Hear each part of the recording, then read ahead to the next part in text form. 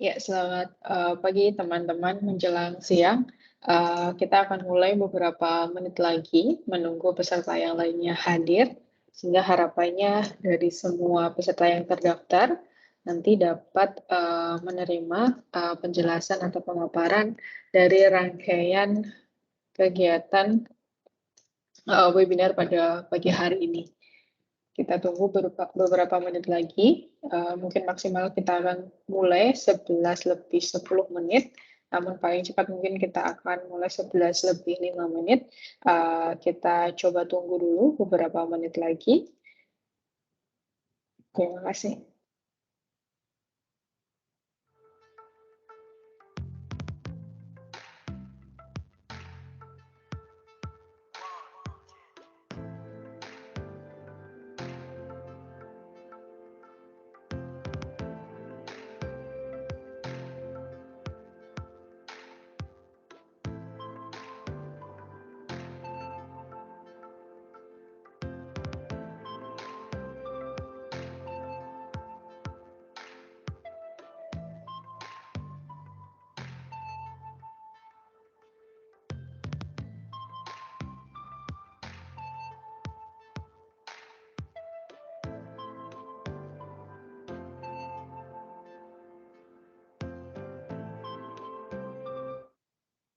Ya, sembari menunggu peserta yang lainnya hadir, kami ingatkan bagi teman-teman mungkin untuk bisa menerapkan virtual background yang telah dikirimkan tautannya melalui WhatsApp ataupun email reminder kepada teman-teman bisa diunduh di go.maribelajar.org/virtual-background. Silahkan untuk diunduh dan kemudian diimplementasikan atau diterapkan sehingga nanti kita bisa gunakan pada saat sesi foto bersama gitu.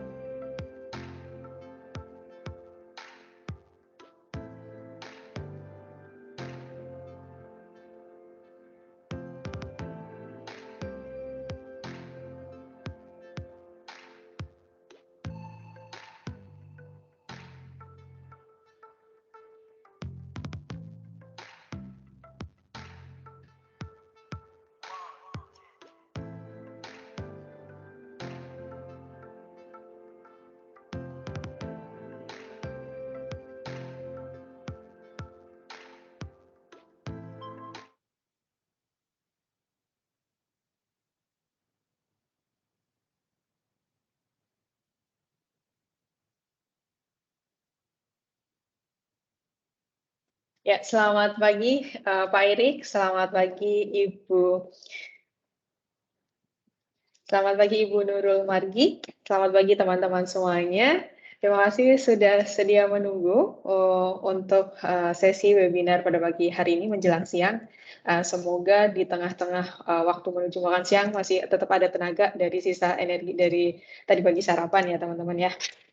Oke, ini karena waktu sudah menunjukkan pukul 11 lebih 10 menit, sehingga kita mungkin mulai aja. Jadi teman-teman yang masih belum bergabung mungkin nanti bisa menyusul. Di mana pada kesempatan kali ini kita akan membahas, oke sorry, saya masih share screen ya ternyata. Oke, nah ya. Ya, teman-teman, selamat datang di acara webinar Partner Employability sebagai salah satu bagian outcome dari kegiatan program studi independen yang telah kita jalankan dari tahun 2021 hingga tahun hari ini 2022, yang mana sudah memasuki cycle kedua, dan mungkin nanti semoga aja ada harapan lagi bisa kita ikut lagi untuk cycle ketiga gitu ya. Nah, di mana program ini merupakan salah satu hasil atau istilahnya salah satu bentuk program yang memang diperuntukkan bagi teman-teman lulusan program studi independen, sehingga sebelumnya sudah mendapatkan skills-nya, sehingga harapannya nanti bisa diimplementasikan langsung bisa terjun ke dunia kerja di beberapa mitra dari Microsoft. Nah, pada kesempatan kali ini kita akan jauh lebih spesifik untuk membahas bagaimana memulai karir menjadi seorang programmer, di mana pada kesempatan kali ini nanti akan ada dua pembicara, yakni yang pertama ada Bapak Erik Kurniawan, beliau merupakan Microsoft MVP. Selamat pagi Pak Erik, sehat Bapak? Ya, sepertinya masih mute Bapak. Oke. Ya. Saya masih oke, nggak apa-apa, masih mute ya Pak ya? Memang sengaja mute ya, oke nggak masalah. Oke, Nah. sorry, halo. Ya, Oke, sekarang sudah terdengar Bapak. selamat pagi Neng ya. Suara saya cukup jelas ya? Jelas Bapak, jernih, Oke, cukup. ya, makasih. Ya, terima kasih Pak. Selamat pagi Ibu Nurul Margi. Selamat pagi Mbak. Ya, sehat Ibu? Sehat. Ya, ini Ibu Nurul Margi merupakan HR Manager dari PT Komindo Sarana Cipta, merupakan salah satu Microsoft partner, di mana nanti beliau akan menjelaskan kepada teman-teman terkait mungkin peluang-peluang apa saja yang ada di sana, dan mungkin teman-teman bisa berkenalan juga dengan PT Komindo itu seperti apa. Nanti teman-teman bisa berinteraksi langsung dengan Ibu Nurul Margi, begitu. Nah, kegiatan webinar pada pagi hari ini kami rekam dari awal hingga akhir, sehingga nanti apabila teman-teman ingin istilahnya melihatnya kembali, bisa akses rekamannya di website kami di maribelajar.co.id/webinar. Oke, mungkin untuk mempersingkat waktu ya, teman-teman, kita akan langsung memasuki sesi inti, di mana kegiatan hari ini akan dibagi menjadi beberapa sesi, yakni sesi pertama akan diisi oleh Bapak Erik Kurniawan, kemudian di sesi kedua nanti akan diisi oleh Ibu Nurul Margi, dan kemudian di sesi ketiga nanti akan ada pemaparan terkait Mari Belajar Recruitment dari Mari Belajar, begitu ya, sehingga nanti teman-teman setelah sesi kegiatan hari ini bisa melakukan take action apa saja yang harus dilakukan, atau mungkin dilakukan sebagai istilahnya tindak lanjut dari kegiatan hari ini, begitu.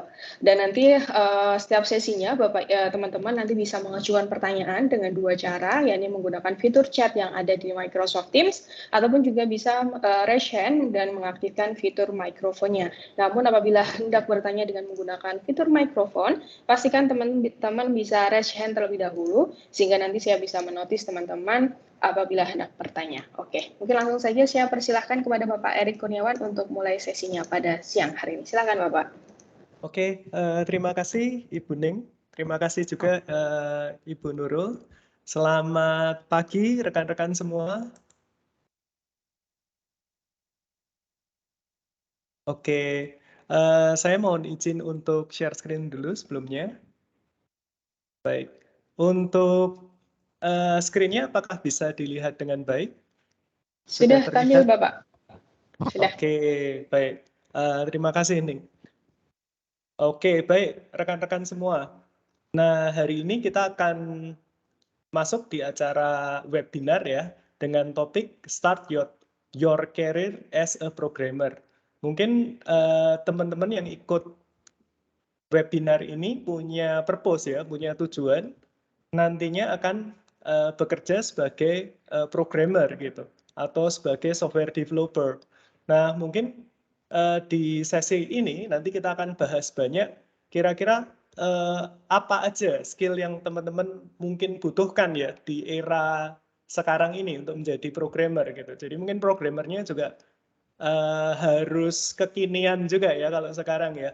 Karena kebutuhannya memang berbeda dengan mungkin 5-10 tahun sebelumnya gitu teman-teman.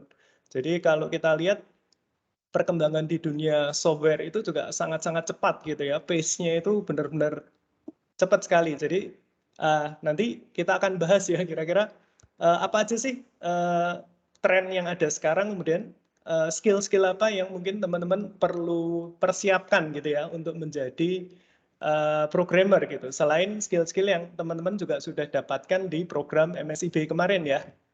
Kalau program MSIB kemarin itu fokusnya lebih banyak ke cloud dan development juga ada ya, tapi menggunakan yang low code base ya, menggunakan Power Platform. Nah, nanti kita akan bahas banyak di sana. Oke, mungkin beberapa dari teman-teman juga merupakan salah satu mentee saya gitu ya. Nah, mungkin ada juga yang enggak gitu. Kalau yang enggak, mungkin kita kenalan dulu ya.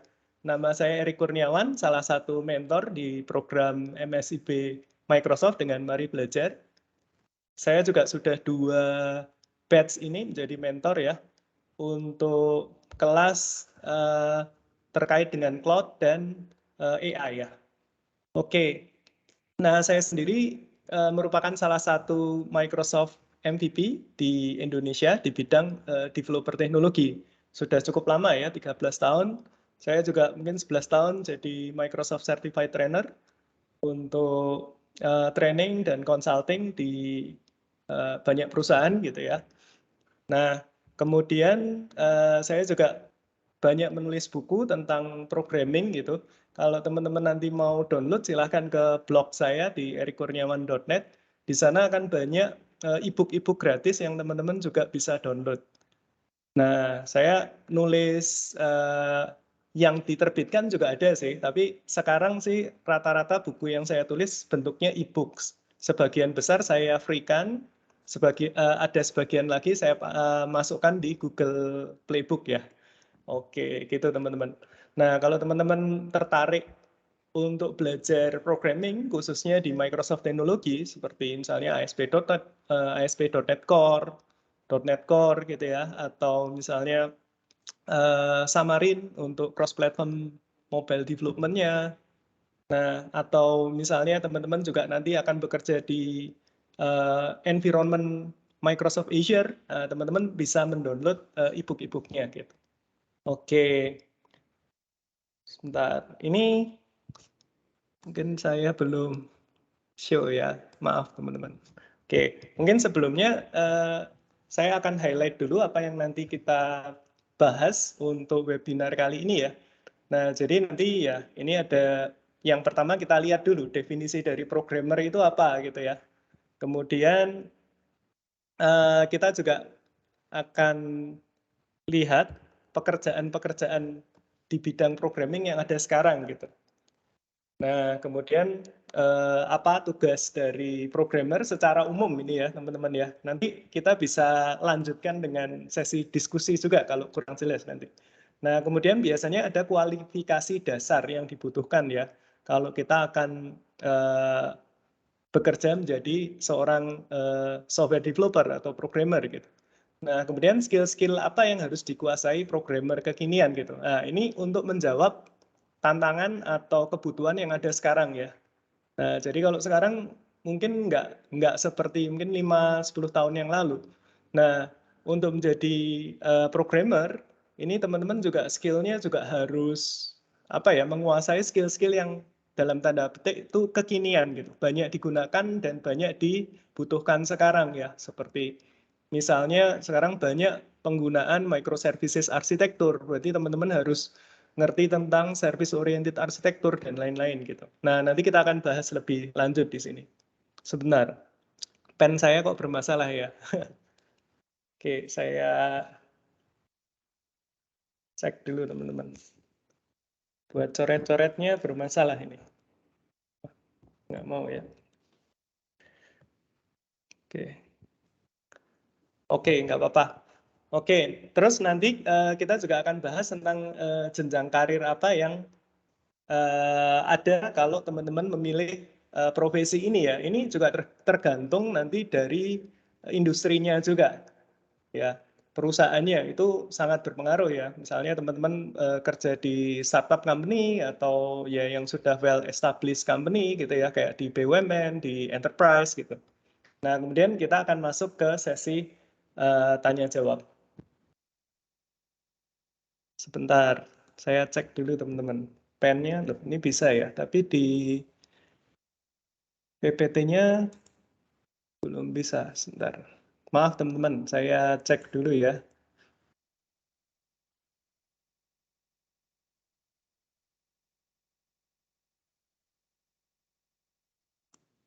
Oke ya, coba saya tes lagi.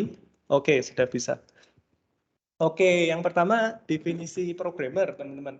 Nah, ini definisi secara umum aja ya. Nah, programmer is an individual that writes or creates computer software ya, or application by giving the computer specific programming instruction.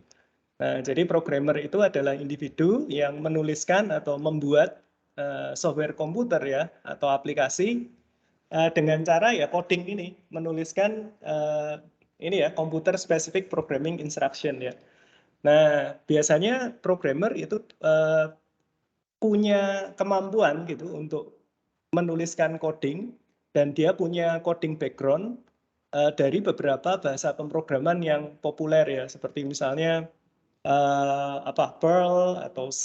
Kalau nanti teman-teman pakai .NET juga mungkin akan banyak menggunakan C# ya, C#. Nah, atau Java, atau sekarang juga banyak juga kebutuhan untuk back-end developers itu banyak menggunakan ASP.NET Core, C# atau Go. Jadi macam-macam ya bahasa pemrograman yang bisa digunakan. Ini tergantung kebutuhannya nanti, spesifikasinya seperti apa. Nah, ini ada beberapa pekerjaan di bidang programming ya, yang mungkin teman-teman sering dengar gitu. Nah, ini spesifik untuk yang bidang programming ya, ya software developer ini secara umum aja ya. Jadi biasanya kalau ada lowongan itu dibutuhkan pengembang software gitu ya, software developer. Ya. Nah, untuk yang lebih spesifik biasanya ada yang front end, ada yang back end gitu ya. Kalau yang front end mungkin teman-teman akan lebih fokus ke di bagian istilahnya view-nya gitu ya, atau front-nya gitu. Jadi ini mungkin bukan terus teman-teman kerjaannya untuk web design gitu, bukan ya. Kalau di front end developer itu lebih bertanggung jawab untuk membuat aplikasi di sisi front-nya. Nah, biasanya ini skill set yang teman-teman harus kuasai itu mungkin yang sekarang ya yang banyak dibutuhkan adalah JavaScript ya. Nah, di front ini kan pasti menggunakan JavaScript framework, JS framework ya. Nah, JS framework yang biasa digunakan untuk front-end developer itu seperti misalnya Angular, nah ini yang dari Google ya, atau React gitu ya, atau Vue.js. Nah, ini kerjaannya si front-end developer. Jadi gimana kita membuat aplikasi depannya ya, yang nanti akan digunakan oleh pengguna untuk mengakses aplikasinya. Misalnya bikin form, ya kan, interaksi antar form.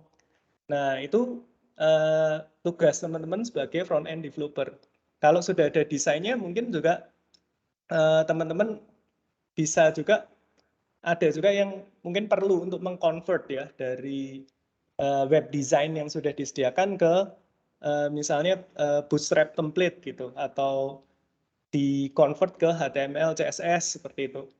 Nah, jadi yang perlu dikuasai di sini ya JavaScript, atau lebih spesifik mungkin kalau aplikasinya itu single page application ya pakai JS framework seperti Angular, React, Vue, seperti itu ya. Nah, kemudian selain yang ini front-end developer, itu juga ada back-end developer. Nah, kalau back-end developer, teman-teman lebih bertanggung jawab di bagian sisi server side-nya ya. Jadi ini nanti kerjaannya ya kalau yang sekarang yang dibutuhkan sekarang biasanya ya teman-teman harus ngerti bagaimana cara untuk membuat RESTful API. Nah, jadi membuat web services seperti itu. Nah, di sini nanti yang mungkin harus connect ke database, mengambil data dari database, kemudian kita ambil datanya, kemudian kita bungkus, kita wrap, kita outputkan sebagai JSON gitu ya. Kita buat web service-nya gitu. Kemudian teman-teman juga harus bertanggung jawab gimana cara mensecurekan API yang sudah kita buat ini gitu ya. Misalnya kita bikin REST ya. REST API gitu. Nah, security-nya teman-teman juga harus bertanggung jawab di sini untuk security-nya ya. Gimana nanti untuk membuat secure connection ke backend yang kita buat seperti itu. Nah, biasanya tools yang dipakai ya sekarang framework kalau teman-teman menggunakan Microsoft Stack ya, mungkin teman-teman akan belajar ASP.NET Core ya kan. Nah, ASP.NET Core, kemudian teman-teman belajar RESTful, ya kan, RESTful web service-nya, gimana cara membuat RESTful web service di ASP.NET Core ya. Nah, teman-teman nanti framework-nya menggunakan ini kalau di .NET. Nah, kalau di Java mungkin bisa pakai Spring, atau sekarang juga banyak juga kebutuhan untuk Go ya, developer. Itu untuk back-end. Nah, jadi nanti kalau misalnya arsitekturnya juga menggunakan microservices arsitektur, nah tantangan teman-teman sebagai backend developer juga lebih banyak nanti gitu. Karena teman-teman harus paham arsitekturnya kan ya. Nah, karena microservices mungkin untuk servisnya itu sudah dipisahkan gitu ya, terisolate masing-masing itu tidak saling maksudnya tidak saling tight coupled gitu ya, tidak monolit. Nah, jadi kan itu menambah complexity. Nah, nanti teman-teman harus tahu itu komunikasi antar service gimana. Misalnya manggil satu service ke service yang lain kayak gitu.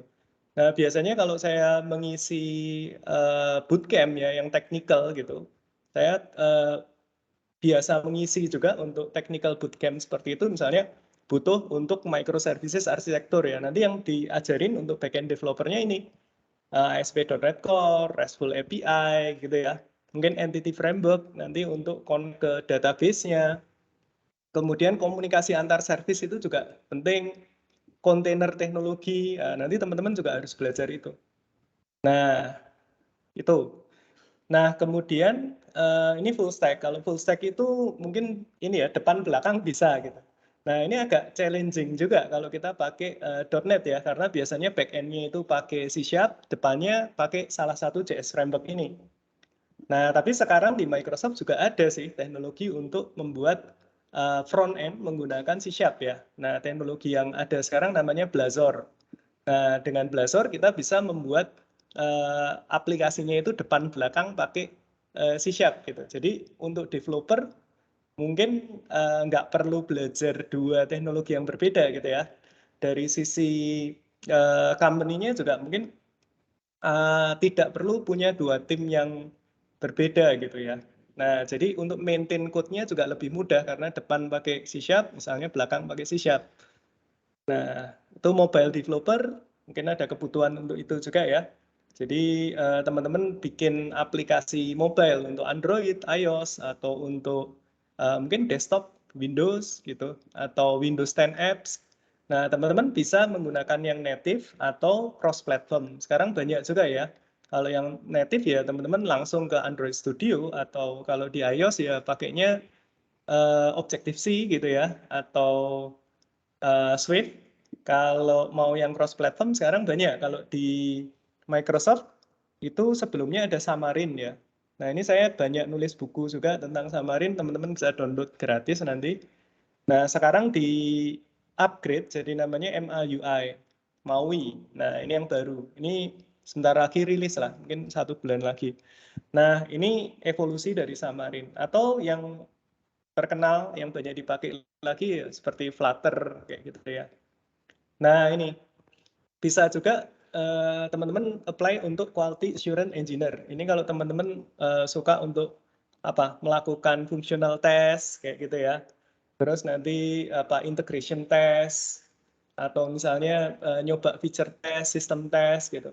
Nah, jadi biasanya di sini teman-teman akan tanggung jawabnya itu terkait dengan memastikan quality dari produk atau software yang dibuat gitu ya. Nah, jadi bikin test plan seperti itu ya. Nah, ini kerjaan dari quality assurance engineer gitu. Butuh ngerti code nggak? Butuh juga gitu. Karena mungkin ini juga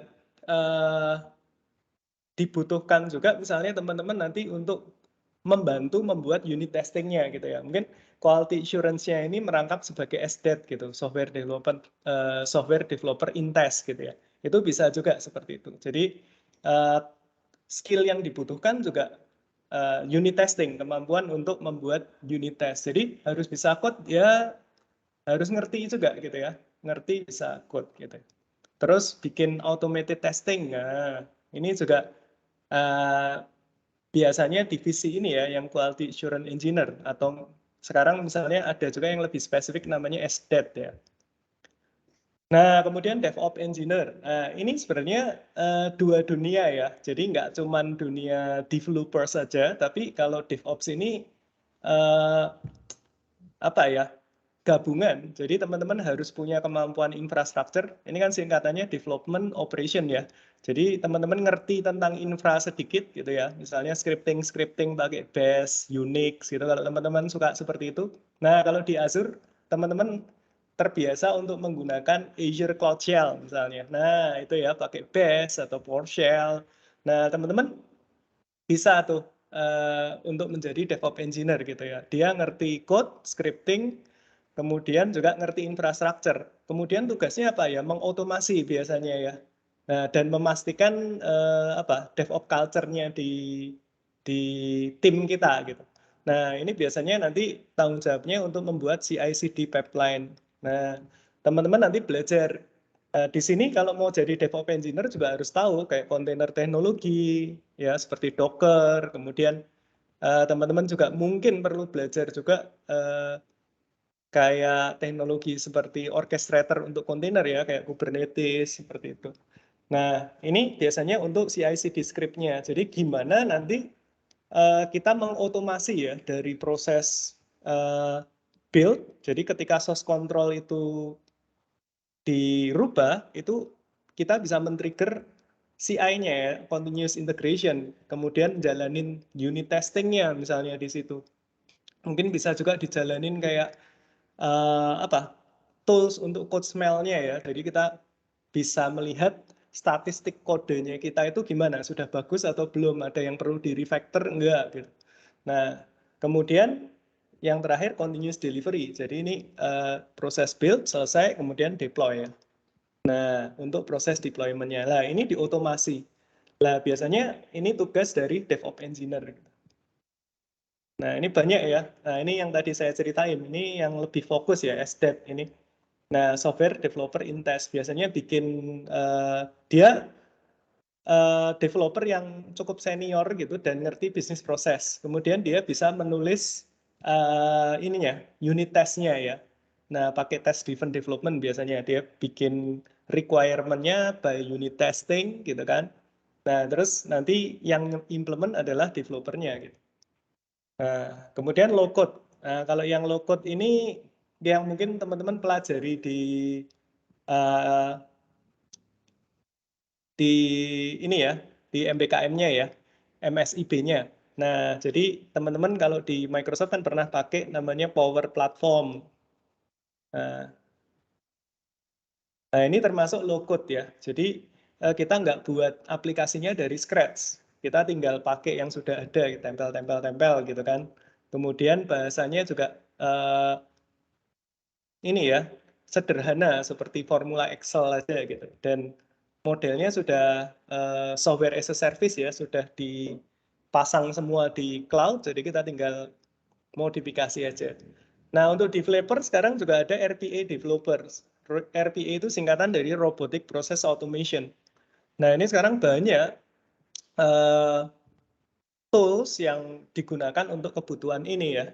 Kalau dari Microsoft ada namanya Power Automate, atau ada juga yang banyak digunakan oleh perusahaan itu UiPath. Nah, itu juga pakainya .NET, teman-teman. Jadi kalau teman-teman pakai software UiPath itu sebenarnya mereka juga menggunakan .NET untuk teknologinya ya. Jadi untuk otomasi, jadi kita bikin pekerjaan-pekerjaan yang mungkin mundane gitu ya, mundane task yang repetitif gitu-gitu aja gitu ya. Nah, itu bisa di-replace menggunakan robot. Jadi lebih efisien gitu ya.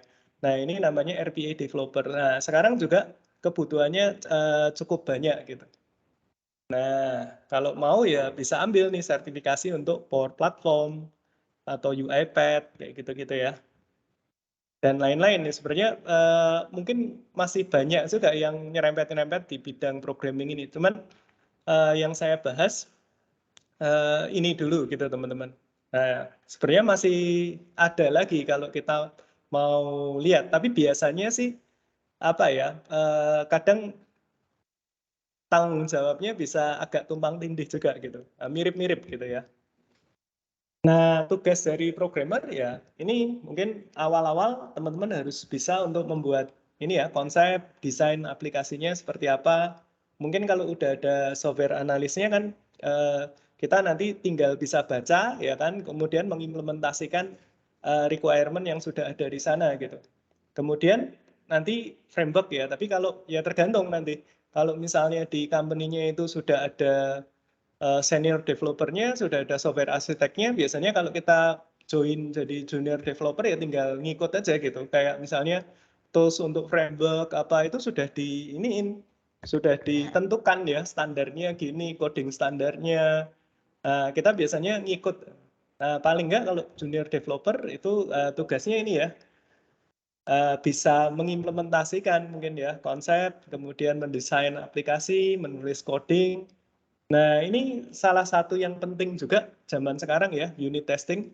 Karena kalau kita menggunakan DevOps, biasanya di proses continuous integration-nya itu kita juga harus running unit testing untuk memastikan bahwa code yang kita buat itu benar-benar sudah bebas error gitu ya, sudah testable gitu ya, bukan terus kita mendeploy apa istilahnya garbage code gitu, code yang belum dites. Biasanya nanti ada syaratnya juga dari satu aplikasi ini kode yang perlu dites itu berapa persen gitu, ada code coverage-nya biasanya. Nah, teman-teman juga harus ngerti untuk mendebug. Nah, ini berhubungan dengan tools yang nanti teman-teman pakai juga. Misalnya kalau teman-teman menjadi .NET developers, itu teman-teman akan banyak menggunakan Visual Studio Enterprise atau Visual Studio Code gitu ya. Nah, di situ teman-teman juga harus belajar gimana cara untuk mendebug ya. Nah, kalau misalnya ada kesalahan, terus kita cek gitu ya. Nah, ini. Nah, implementasi program pasti ya. Kemudian maintenance, ini juga perlu ya. Continuous monitoring juga gitu. Jadi setelah aplikasi jadi, itu juga harus dimonitor gitu. Nah, kalau kita belajar DevOps, mungkin ini masuknya di continuous monitoring gitu istilahnya ya, terakhir ya. Jadi kita memonitor programnya ini, kalau ada kesalahan, ada bug, itu nanti dia bisa automatic alert ke kita, kemudian kita baca lognya gitu ya, kita bisa tahu problemnya di mana. Nah, kemudian sekarang juga sangat penting juga untuk developers paling nggak tahu ya, tahu sedikit tentang bagaimana cara mensecurekan aplikasi yang kita buat. Nah, paling nggak best practice untuk code ini kita harus ngerti bahwa yang kita tulis itu secure gitu. Misalnya kalau teman-teman bikin koneksi ke database gitu nggak boleh misalnya pakai query string yang disambung-sambung gitu ya. String yang disambung-sambung gitu tanpa menggunakan misalnya parameterized query gitu. Nah, itu akan sangat-sangat mudah untuk diinjek gitu. Nah, yang seperti itu teman-teman perlu tahu gitu. Mungkin teman-teman perlu baca juga di OWASP ini, OWASP ini. Ini salah satu organisasi yang non-profit organization ya, yang concern masalah security. Biasanya di sana ada rekomendasi-rekomendasi bagaimana kita membuat aplikasi web yang baik, yang secure gitu ya. Nah, di sana juga biasanya ada menerbitkan misalnya per berapa tahun itu 10 serangan yang paling sering terjadi ya. Paling enggak kita sebagai developer tuh tahu dan cara untuk menanggulangi itu ya threat-nya itu gimana caranya gitu di framework kita. Kalau kita pakai .NET ya teman-teman harus tahu spesifik defense-nya di .NET gimana gitu. Nah, ini biasanya kalau ada lowongan ada kualifikasinya ya, tapi sekarang nggak tahu nih. Ya, ini ada beberapa instansi yang masih mensyaratkan ya, misalnya S1 gitu. Tapi semakin ke sini kelihatannya kok ini ya, semakin terbuka juga dan nggak perlu S1 tapi yang penting kemampuannya itu ini ya, sesuai dan bisa cocok dengan kebutuhan dari perusahaan gitu. Kalau saya lihat sekarang kayak perusahaan-perusahaan yang modelnya startup gitu, dia tidak terlalu mensyaratkan ini kualifikasi ya. Yang penting ya dites bisa gitu. Atau teman-teman punya portfolio yang baik, misalnya sebelumnya pernah bikin program atau apa itu mungkin juga tidak perlu ya harus sampai S1 gitu. Nah, tapi ada juga beberapa instansi yang masih mensyaratkan ya harus S1 misalnya. Nah, terus pengalaman ini juga bagus ya. Kalau teman-teman misalnya ikut MSIB, kemudian ada tugas akhirnya ya, yang capstone project gitu. Nah, itu harusnya dimasukkan sebagai pengalaman juga, ya kan? Kalian kan bikin program, kemudian di mentor, ya kan? Nah, itu bisa juga dimasukkan sebagai pengalaman. Gitu. Nah, kemampuan coding dengan bahasa tertentu. Biasanya kalau lowongan standar seperti ini ya, ada C#, Java, atau apa kebutuhannya. Terus salah satu ini ya teman-teman harus lumayan mahir gitu atau lebih terspesialisasi di satu ini framework ya.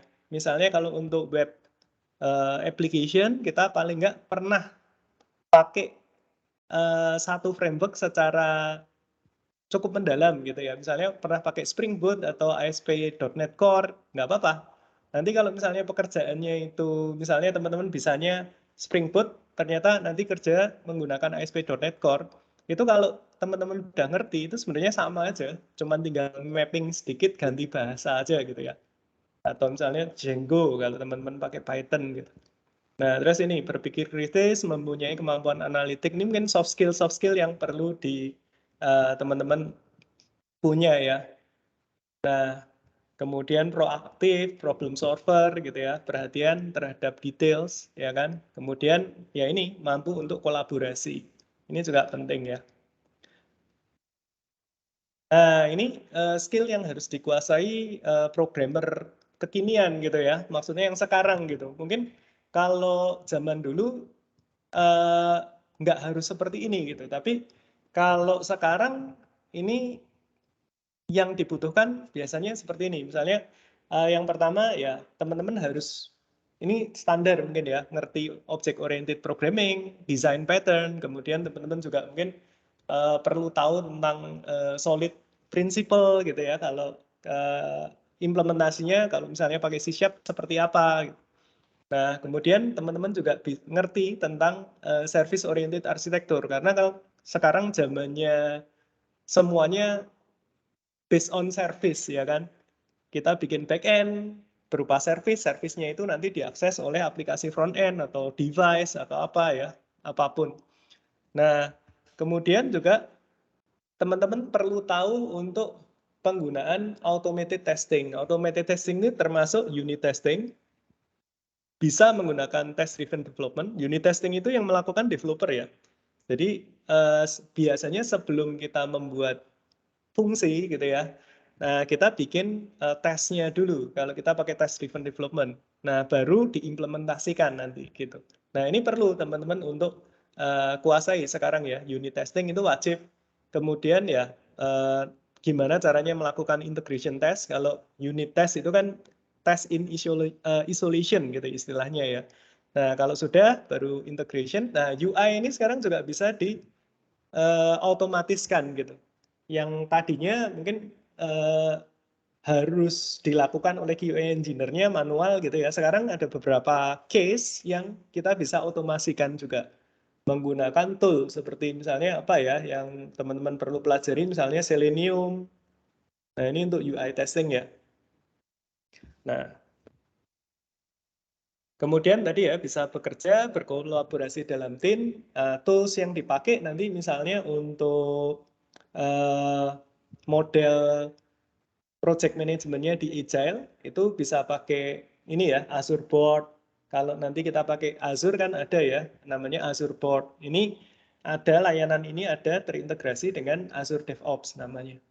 Nah kemudian teman-teman juga bisa pakai untuk Kanban boardnya itu bisa pakai untuk Trello. Nah di sini kan nanti bisa di list ya kira-kira task apa aja yang harus dibuat gitu. Biasanya sih kita bikin kayak epic, kemudian feature, kemudian bikin user story-nya dulu gitu ya. Nah, teman-teman perlu tahu juga untuk salah satu agile metodologi yang nanti akan digunakan. Misalnya di company-nya itu pakai apa? Pakai Scrum misalnya. Nah, kita harus ngerti juga metodologinya tersebut gitu ya. Nanti misalnya kayak istilah-istilahnya juga, kemudian gimana cara untuk membuat scrum planning-nya, gitu kan, sprint-nya, dan lain-lain ya. Nah ini. Nah kemudian sekarang juga karena banyak yang butuh microservices arsitektur, ini juga penting ya kontainer teknologi ini. Jadi paling enggak teman-teman juga tahu misalnya cara menggunakan Docker. Apa sih itu kontainer teknologi gitu ya. Misalnya bedanya dengan VM apa. Kemudian keuntungannya apa. Kemudian kalau kita misalnya menggunakan ASP.NET Core, gimana ini kalau saya mendeploy aplikasi saya as container gitu ya. Nah ini perlu tahu.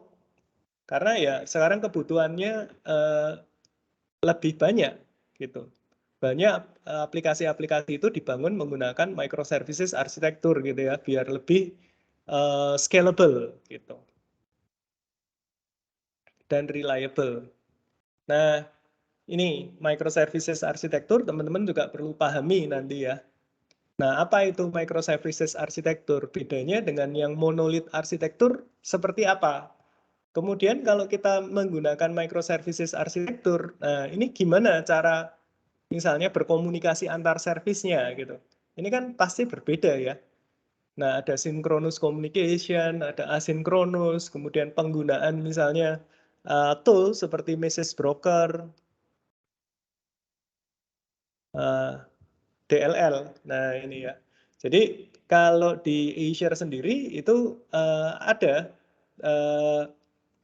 layanan untuk message broker ya, seperti misalnya Azure Storage Queue atau Azure Service Bus itu nanti bisa digunakan kalau kita mengimplementasikan microservice arsitektur. Nah, cloud environment. Nah, ini yang teman-teman mungkin sudah banyak pelajari di MSIB-nya kita ya. Jadi gimana cara menggunakan Azure environment gitu. Nah, karena teman-teman mau jadi developer berarti ya nanti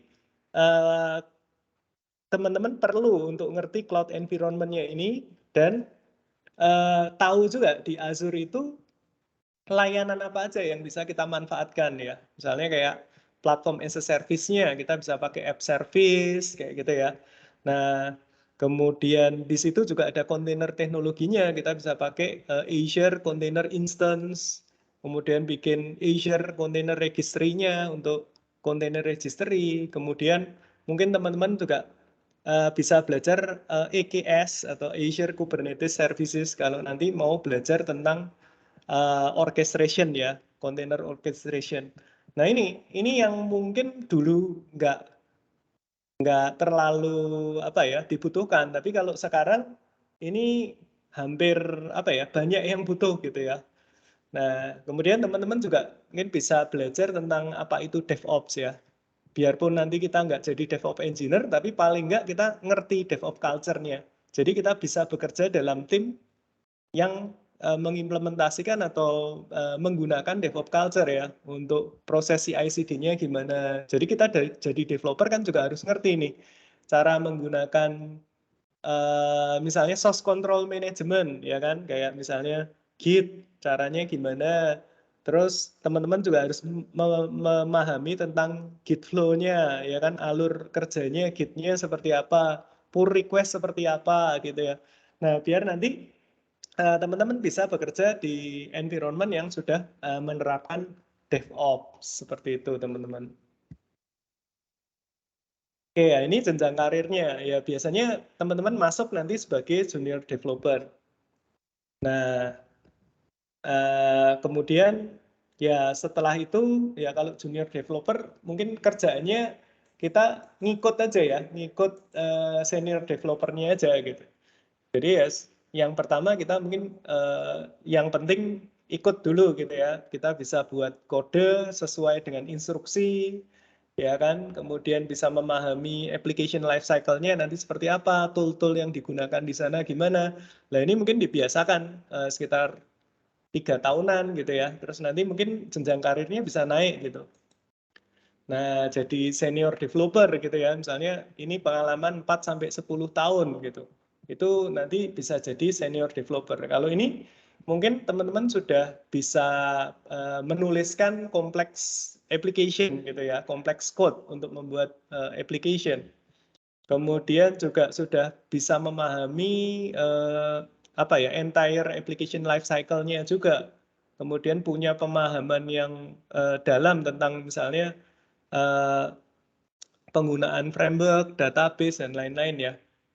Nah, kemudian setelah senior developers, ini nanti biasanya teman-teman akan jadi lead, developer lead atau arsitek gitu ya. Ini mungkin pengalaman kalau nanti sudah 7 tahun atau 10 tahun gitu ya. Nah, ini banyak dibutuhkan kan sekarang ya. Biasanya kalau ada startup baru tuh dia cari lead developers atau misalnya lagi ngembangin tim baru nih kayak saya ini kan posisinya di Jogja ya.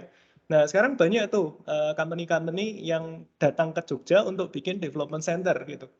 Nah, saya kemarin ketemu juga beberapa teman ya dari perusahaan BUMN gede-gede yang holding-holding gitu. Nah, mereka juga lagi mau buat development center di Jogja gitu kan. Nah, dia biasanya ini nih cari lead-nya dulu, lead developer-nya dulu, ya kan. Nah, ini nanti yang lead developer-developer yang ada di bawahnya, ya kan. Nah, jadi basic skill-nya mungkin ini sama dengan senior developer tapi lebih experience gitu ya. Nah, dan dia juga paham tentang arsitektur juga.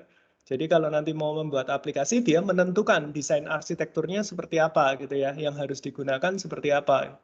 Nah, infrastrukturnya seperti apa, environment-nya seperti apa, itu ini yang menentukan ya. Nah, kemudian mungkin kalau sudah itu mungkin bisa masuk ke mid level manager, ini tergantung company-nya juga nanti ya. Nah, ini bisa jadi developer manager atau project manajernya ya. Nah, setelah itu ya ini bisa masuk ke senior leader ya. Seperti misalnya VP engineering atau CTO. Nah, itu kira-kira jenjang karirnya di sebagai programmer sampai mungkin level yang paling tinggi nanti. Nah, CTO itu ini ya, mungkin setara dengan IT director gitu kalau di perusahaan yang sudah established ya. Kalau di startup kan biasanya sebutnya CTO gitu. Nah, kalau yang perusahaan yang sudah established biasanya ya CTO bawahnya ini ada VP engineering ya, direktur IT, terus bawahnya ada VP engineering. Nah, seperti itu. Nah, ini sampai ke senior leader ya. Nah, mungkin teman-teman butuh berapa? 15 tahun mungkin untuk ke posisi ini gitu ya. Jadi memang nggak ada yang instan ya untuk jenjang karir ini.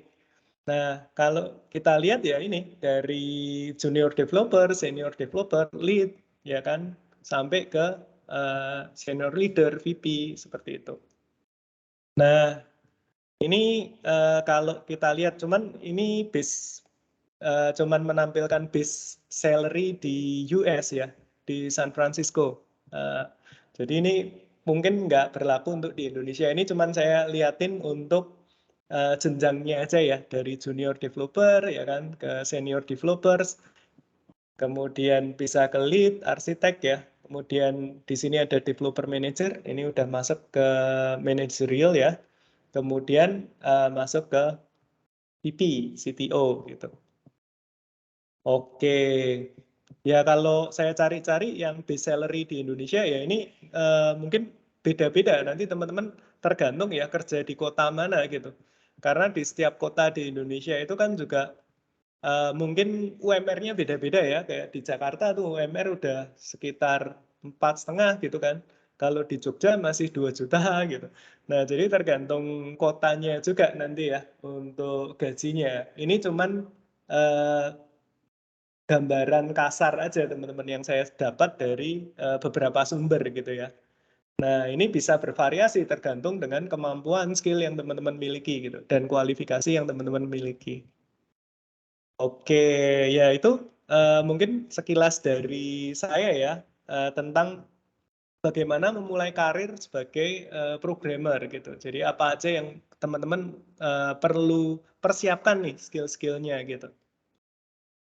Oke, mungkin sampai di sini ada pertanyaan dulu teman-teman.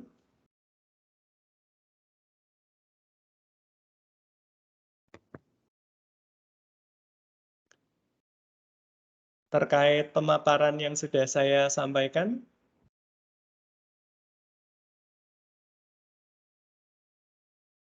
Oh, kok belum masuk ya suaranya ya, Mbak Ning? Masih mute nggak?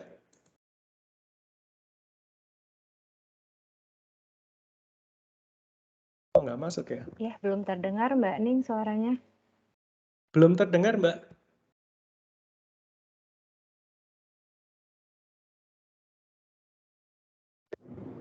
Nah, sekarang Pak, Bisa. Ya, sudah. Aman. Oke, terima kasih banyak Pak, Ibu. Ya, silakan teman-teman apabila ada pertanyaan terkait tadi pemaparan yang sudah disampaikan oleh Pak Erik begitu ya, gimana tadi teman-teman sudah diberikan insight begitu ya terkait bagaimana langkah-langkah untuk bisa menjadi seorang programmer, kemudian berbagai macam jenis role yang ada di dalam programmer. Jadi pada dasarnya kan programmer itu tidak hanya programmer aja, tapi banyak kali jenisnya gitu.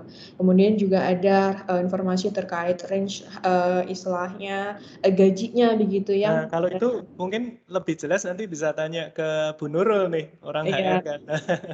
Itu benar sekali. Nah ini, nanti teman-teman bisa tanya juga nih sama Bu Nurul, karena beliau merupakan HR manager, barangkali bisa dikasih bocoran sedikit begitu ya. Nanti silahkan teman-teman bisa nanya gitu. Nah ini sudah ada pertanyaan Bapak dari Mas Trianto.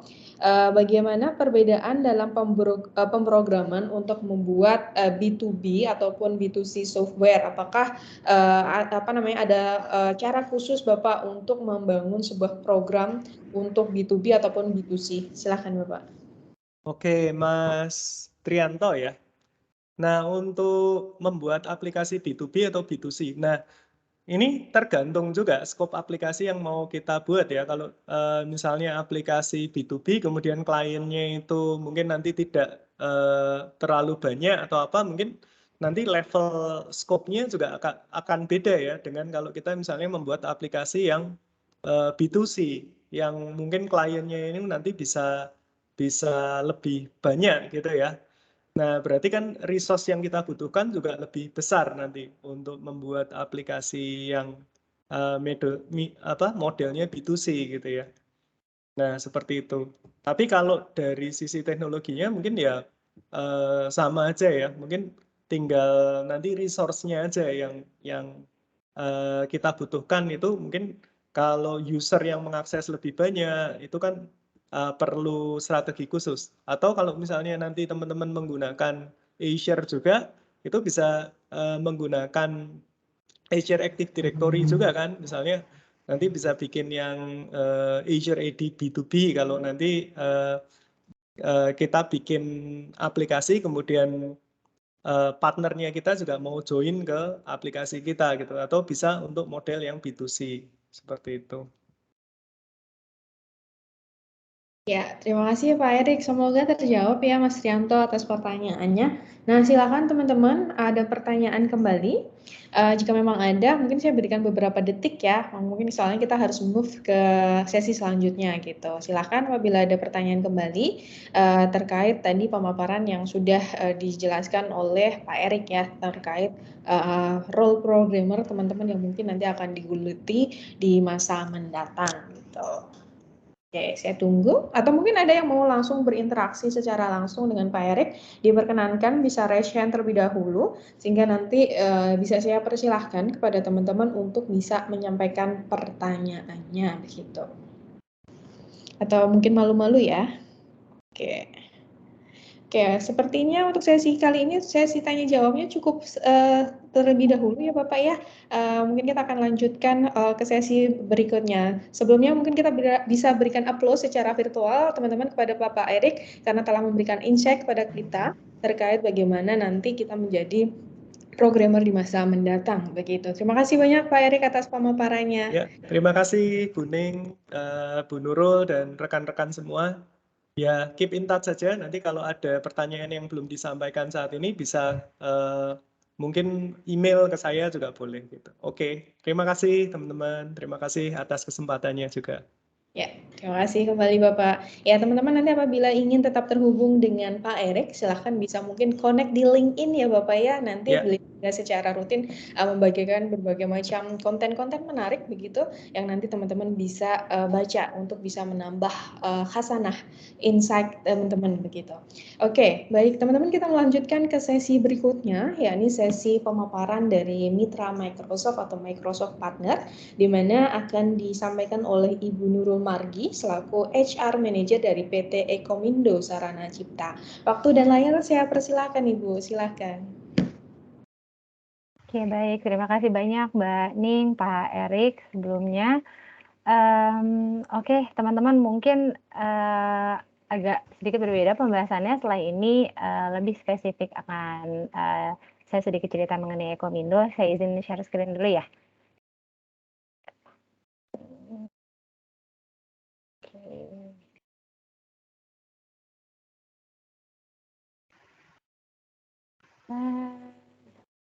Sudah kelihatan?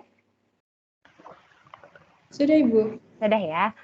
Oke, baik. Selamat siang teman-teman semuanya. Saya dengan Nurul dari PT Ekomindo. Di kesempatan kali ini saya mau menjelaskan sedikit mengenai Ekomindo, mungkin biar teman-teman lebih kenal. Mungkin nanti ke depannya kita bekerja sama gitu ya, kalau teman-teman ada yang tertarik untuk join bekerja di Ekomindo, seperti itu. Sama mungkin selain mengenai Ekomindonya, nanti akan dijelaskan juga seperti apa sih kalau teman-teman bekerja di Ekomindo gitu, kurang lebih biar ada gambaran dulu gitu sekarang. Oke, saya mulai dari sini. Ini ada digital innovation, ini adalah tagline-nya Ekomindo teman-teman, karena kan di masa sekarang memang kalau perusahaan mau survive gitu ya, kan memang harus bertransformasi digital.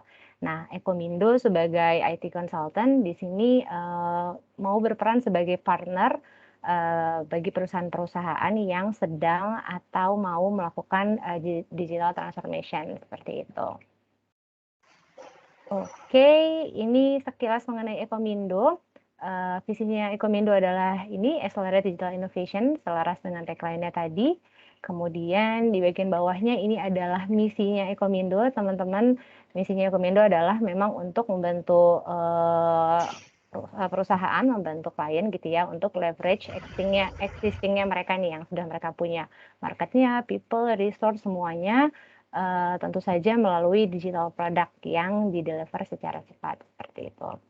Nah, ini sekilas mengenai Ekomindo. Saat ini usianya Ekomindo sudah 20 tahun lebih, 23 tahun ini, sudah 23 tahun berdirinya, sudah cukup lama. Kemudian karyawannya kurang lebih ada di 150, kemudian customer-nya ada di 30 sekarang yang sedang running, tapi yang engage ada 100 lebih. Kurang lebih seperti itu sekilas mengenai Ekomindo. Oke, sebagai Microsoft partner tadi sudah disebutkan juga oleh Mbak Ning, ini adalah areanya Ekomindo, teman-teman. Jadi Ekomindo adalah Gold Microsoft partner di area ini, Data Analytics, Application Development, dan Cloud Platform. Kemudian yang silvernya adalah ini. Tahun lalu kebetulan juga Ekomindo mendapatkan ini ya award dari Microsoft sebagai Best Solution Partner untuk Enterprise and Corporate gitu. Memang banyak bekerja sama dengan Microsoft juga. Oke, ini adalah servicesnya Ekomindo. Apa sih yang diberikan Ekomindo ke klien? Itu adalah ini, ada digital ecosystem. Di sini kita memang encourage agile culture, teman-teman. Dan di dalamnya ada kita business agility, microservice and cloud, dan data analytics. Gitu. Tentunya ini jadi hal yang cukup penting sekarang karena agar kita bisa mengcapture dengan baik itu apa kebutuhan klien seperti apa, tentu saja harus dengan data yang data analytics yang baik gitu. Ini adalah servicesnya Ekomindo, ada produk DevOps dan joint venture. Produk DevOps sendiri itu adalah kita develop aplikasi sesuai kebutuhan klien. Di sini pada proses berjalannya biasanya klien menjadi product owner-nya, teman-teman. Didevelop oleh Ekomindo gitu. Kalau joint venture benar-benar bekerja sama, biasanya lebih panjang ya jangka kerjasamanya gitu. Cuman untuk sekarang memang lebih banyak fokus di produk DevOps ini, teman-teman. Jadi kalau teman-teman nanti bergabung di Ekomindo mungkin akan lebih banyak di area ini. Gitu.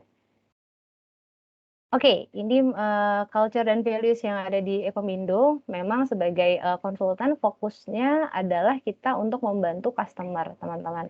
Untuk membantu customer, create bigger impact.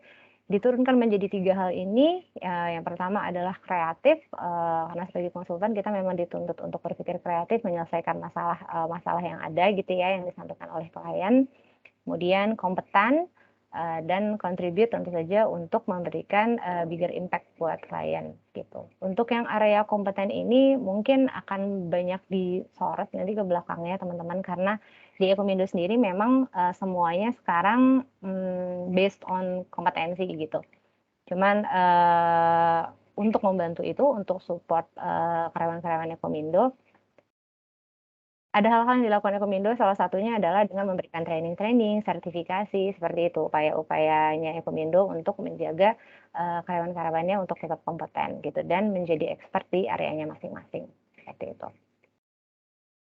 Oke, ini adalah expertise-nya teman-teman Ekomindo saat ini. Mungkin ada yang menarik buat teman-teman atau mungkin nanti ada hal lainnya yang bertambah juga di sini, tapi so far ini yang lagi jadi expertise-nya teman-teman Ekomindo saat ini.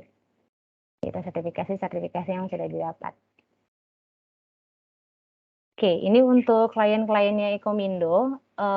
Memang untuk klien-klien kita ini ya fokusnya ya. Biasanya kita memang membangun long term relationship sama mereka. Memang biasanya kalau sudah satu kali bekerja sama biasanya akan ada terus hubungan baik dan ada proyek-proyek yang lainnya. Cuman yang mungkin mau di-highlight yang lainnya di sini adalah bisa dilihat di sini kliennya Ekomindo cukup beragam, teman-teman. Industrinya sangat beragam, mulai dari insurance sampai education ada bisa jadi kliennya Ekomindo.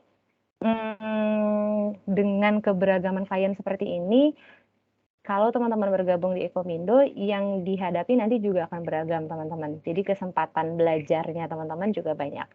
Journey-nya bisa banyak pilihannya, disesuaikan sama kebutuhan perusahaan saat itu dan preferensinya teman-teman juga dipertimbangkan. Jadi misalnya, ternyata gue lebih nyaman sama area ini gitu, atau concern nih sama area ini, atau misalnya lagi pengen belajar teknologi ini atau pengen belajar teknologi yang lain gitu, karena memang di setiap klien itu berbeda-beda, semua tantangannya berbeda, teman-teman.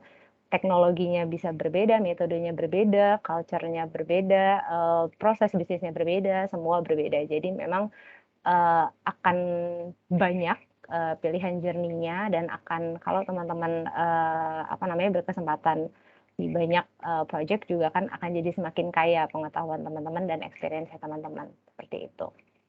Mungkin untuk gambaran keberagamannya di setiap industri pun bahkan bisa berbeda gitu, walaupun di satu industri gitu teman-teman, tapi berbeda dengan satu perusahaan dengan perusahaan yang lain gitu. Ini untuk gambaran aja seperti apa sih keberagamannya, misalnya ada project-project yang web based, ada yang mobile apps gitu. Misalnya yang mobile apps ini Prudential, ini punyanya Prudential teman-teman, kita develop aplikasi untuk customer-nya Prudential gitu. Jadi untuk customer-nya ya, bukan dipakai sama Prudential internalnya. Ini untuk UT, untuk maintain alat beratnya mereka. Terus yang web based ini misalnya ini untuk Allianz, ini adalah produk DPLK-nya mereka, jadi apa ya, dana pensiunnya mereka semua dihitung semuanya dengan melalui aplikasi ini. Nah, yang paling bawah ini yang paling kecil mungkin, tapi sebenarnya paling menarik ini punyanya bursa teman-teman, Bursa Efek Indonesia. Bisa dibilang Ekomindo memang yang membuat core sistemnya bursa.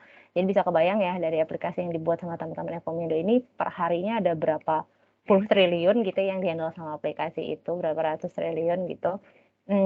Dan semua ini bisa jadi salah satu journey-nya teman-teman. Ini biar lebih ada gambarannya aja keberagamannya seperti apa. Untuk yang berhubungan sama klien ini teman-teman biasanya kita sebutnya project. Jadi kalau mengerjakan develop produk-produk dari klien biasanya kita sebutnya project. Tapi di Ekomindo selain project kita juga punya produk teman-teman. Kita punya produk juga walaupun belum jadi fokus bisnis Ekomindo saat ini. Memang fokus bisnisnya masih di project dengan klien gitu ya. Tapi tetap ada juga yang bisa juga jadi salah satu journey-nya teman-teman. Jadi kalau ada yang penasaran pengen develop produk gitu, produk sendiri, ada juga opsinya di Ekomindo. Kita punya Poinin, ini adalah Smart Promo App. Kalau teman-teman mau download bisa silahkan. Kalau yang ini adalah Nahtuh yang sekarang lagi masih seru dikerjain sama teman-teman Ekomindo karena berkembang terus. Sebenarnya Nahtuh ini adalah aplikasi yang muncul di era pandemi kemarin teman-teman. Jadi karena di era pandemi kemarin kan semuanya dituntut jadi online gitu ya. Jadi kolaborasinya lebih banyak online gitu. Meeting semuanya online, pertemuan-pertemuan online. Akhirnya dibuatlah aplikasi ini untuk membantu teman-teman agar bisa berkolaborasi secara lebih interaktif, secara lebih fun gitu. Jadi dengan satu aplikasi ini, kalau kita mau main game-game aja untuk ice breaking, ini ada, silahkan. Kalau misalnya lagi meeting, ada tools meeting juga, misalnya mau polling atau mau tahu pendapat, tanya jawab, ini bisa jadi lebih mudah dan interaktif. Quiz kalau misalnya lagi ada pembelajaran tertentu, misalnya mau bikin quiz kecil atau buat seru-seruan aja itu juga boleh di sini gitu. Jadi ini sebuah aplikasi yang jadi salah satu produknya Ekomindo yang bisa jadi journey-nya teman-teman juga gitu. Nah, untuk development di Ekomindo basicnya ada dua ini teman-teman, promotion dan training certification. Nah, yang training certification ini yang menarik adalah di Ekomindo teman-teman ada dua caranya. Bisa ada memang training dan certification yang memang ditugaskan gitu ya, teman-teman diminta untuk ikut training atau certification tertentu. Tapi di luar itu juga teman-teman bisa request kalau misalnya teman-teman lagi mengerjakan sesuatu nih terus merasa kayaknya perlu ikut training ini nih, pengen tahu lebih lanjut mengenai ini misalnya gitu, itu boleh. Silahkan langsung email aja ke HR, nanti akan dikaji sama HR apakah memang bisa langsung ikut trainingnya, certification-nya, atau misalnya diarahkan dulu nih diskusi sama siapa, itu bisa juga. Jadi, tapi teman-teman boleh bebas menyampaikan kebutuhannya dan akan semaksimal mungkin disupport sama perusahaan untuk development-nya. Training, certification, bisa request, buku, bahkan online reference gitu juga bisa. Buku-buku pembelajaran mengenai untuk pengembangan teman-teman, soft skill, technical skill, Ekomindo ada juga yang memang ready gitu ya, itu bisa dipakai kapanpun sama teman-teman Ekomindo, bisa request juga bahkan kalau misalnya memang perlu baca buku tertentu gitu. Selain itu, training certification juga mengenai training ada juga yang internal. Jadi secara rutin setiap bulan tuh biasanya di Ekomindo ada pembahasan materi tertentu gitu ya dari expert-expertnya, mereka lebih ke sharing sih. Jadi memang secara rutin ada yang bisa dipelajari lah sama teman-teman kalau misalnya, oh tertarik nih pengen belajar ini atau lintas bener-bener misalnya dari analis ke programmer atau gimana bener-bener cuma pengen tahu aja itu boleh join. Jadi itu bebas terbuka, siapapun bisa join sharing session itu. Itu untuk training certification. Kemudian yang promotion, ini juga salah satu yang menarik di Ekomindo, kalau tadi Pak Erik menjelaskan mengenai jenjang karirnya. Nah, di Ekomindo ini jenjang karirnya betul mirip-mirip seperti itu, Pak Erik jadi dari junior, ke senior gitu ya. Kemudian kalau di Ekomindo jadi konsultan, jadi expert gitu kalau di konsultan seperti itu. Tapi yang menarik adalah cara untuk naiknya. Jadi, di Ekomindo kita sebutnya namanya open promotion, teman-teman. Jadi sudah tidak lagi menunggu giliran kapan harus promote, kapan harus, naik level gitu, tidak lagi ditunjuk, "Oh, ini adalah orang yang layak untuk naik level, dari junior jadi senior," sudah tidak seperti itu. Jadi, open promotion itu adalah semua orang di Ekomindo, punya hak yang sama untuk promote. Jadi kalau teman-teman sudah merasa layak untuk naik level, bisa apply. Kemudian nanti ikut, tesnya, prosesnya, nanti ada komitenya yang menilai apakah teman-teman sudah layak untuk naik level atau belum, gitu. Dan itu kita lakukan 2 kali, setahun, bulan Maret dan September. Jadi setiap bulan Maret dan September kita open promotion, semua orang boleh apply untuk naik level, untuk promote, baru setelah itu mengikuti prosesnya. Jadi tidak ada hubungannya lagi sama, masa kerja misalnya, "Oh, saya baru masuk nih, masa mau langsung naik level?" Nggak masalah, boleh. Kalau misalnya, teman-teman memang kompeten dan bisa menunjukkan itu kompetensinya, kita nggak ragu untuk, naikin teman-teman untuk apa ya, memberikan apresiasi yang memang, sesuai sama yang dimiliki sama teman-teman, gitu. Itu yang tadi saya bilang di awal, di Ekomindo semuanya based on kompetensi gitu. Jadi kalau sudah, layak, silahkan gitu. Jadi di sini, Ekomindo membuka opportunity sebesar-besarnya, setinggi-tingginya, mau setinggi apa berkarir, mau secepat apa.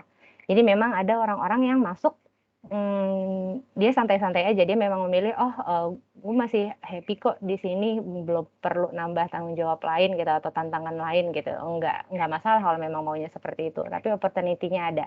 Di samping itu ada lagi temennya yang misalnya masuk barengan, tapi dia setiap promosi ikut terus, terlihat perbedaan, sudah sampai di mananya jadinya. Jadi itu semua, teman-teman yang pegang kendali mau, punya karir yang seperti apa. Seperti itu kurang lebih untuk, promotion ya. Oke. Nah, kalau di Ekomindo seperti apa benefitnya? Gaji bulanan pasti, ini, THR pasti, BPJS, kemudian ada selain BPJS juga ada tambahan asuransi, swasta, itu meng-cover rawat inap, rawat jalan, gigi, kacamata, kalau sudah menikah nanti sampai anak kedua. Kemudian bonus tahunan. Nah, ini yang mungkin, menarik di masa sekarang gitu, setiap rekrutmen biasanya ini kesebut terus dan dipertanyakan terus sama teman-teman, yang, apply gitu ya. Kita, sekarang hybrid working teman-teman. Hybrid working-nya, fleksibel, jadi tidak juga dibakukan aku misalnya harus 3 kali ke kantor, 2 kali di rumah misalnya gitu, tidak seperti itu. Jadi memang, basic-nya justru lebih banyak remote working, cuman, tetap harus, ready ke kantor atau ke tempat klien kalau memang dibutuhkan. Jadi disesuaikan sama kebutuhan, project-nya aja. Jadi teman-teman bisa datang ke kantor kalau memang, harus datang ke kantor atau pengen datang ke kantor. Misalnya ada juga teman-teman yang kangen aja pengen datang ke kantor, pengen kumpul pengen ketemu aja sama temannya gitu, itu juga silahkan terbuka. Jadi, lebih fleksibel, kalau misalnya bisa dikerjakan di mana aja, remote itu juga silahkan gitu. Jadi disesuaikan sama tim dan, project-nya aja. Untuk support hybrid working kita sediakan laptop dipakai sama teman-teman, untuk bekerja sehari-hari, training certification seperti yang tadi sudah dijelaskan sebelumnya. Oke, selain itu, acara-acara untuk karyawan ada outing, employee gathering, family gathering gitu. Tentu aja kemarin sempat terkendala ya waktu pandemi teman-teman, tapi sebisa mungkin kita lakukan online sih. Jadi biasanya employee gathering, kita lakukan tetap ada, tetap rutin itu tapi, online gitu. Sekarang sudah mulai ada kumpul lagi sih, kurang lebih gitu ya. Oke, ini adalah, posisi-posisi yang kita cari, jadi kita lagi, open, untuk, rekrutmen juga teman-teman. Cukup banyak yang kita butuhkan, mungkin saya bahas satu-satu di sini ya. Untuk internship programmer ini teman-teman yang belum lulus, kalau mau punya pengalaman bekerja silahkan, apply di internship programmer ini dan biasanya sih cukup fleksibel, jadi kita nggak kaku misalnya teman-teman harus tetap masuk sekian, jam gitu. Enggak seperti itu sih, biasanya bisa dikomunikasikan di awal seperti apa, apa namanya, bisanya gitu ya, disesuaikan sama, kampusnya karena ya dari Ekomindo sendiri kita paham lah kalau teman-teman memang punya tanggung jawab lain gitu sebagai, mahasiswa, sebagai pelajar gitu. Jadi biasanya di internship kita juga, mengikuti, schedule, belajarnya teman-teman di kampus gitu. Jadi, semua bisa didiskusikan lah kalau di Ekomindo seperti apa. Tapi untuk internship ini gambarannya nanti bisa punya kesempatan untuk, tergabung di tim, bisa jadi misalnya di tim yang produk misalnya ikut develop Nahtuh misalnya gitu yang tadi itu bisa, ada yang intern di situ, atau mungkin ikut di project juga, tergabung di tim project, jadi bisa langsung ikut merasakan, bekerja di dalam sebuah project, project-nya Ekomindo gitu. Kurang lebih seperti itu, biasanya nanti akan ada mentornya yang juga melihat perkembangan teman-teman seperti apa, gitu. Biasanya kalau sudah intern nanti, ini teman-teman agak misalnya, "Oh mau dilanjut lagi nggak internnya?" Gitu, kalau misalnya memang kerjanya baik gitu ya. Tapi biasanya nanti abis itu setelah lulus langsung jadi karyawan Ekomindo itu juga ada yang kayak gitu. Jadi memang jalurnya lebih ini sih, lebih lebih cepat jadinya untuk bisa join gitu, sebagai karyawan.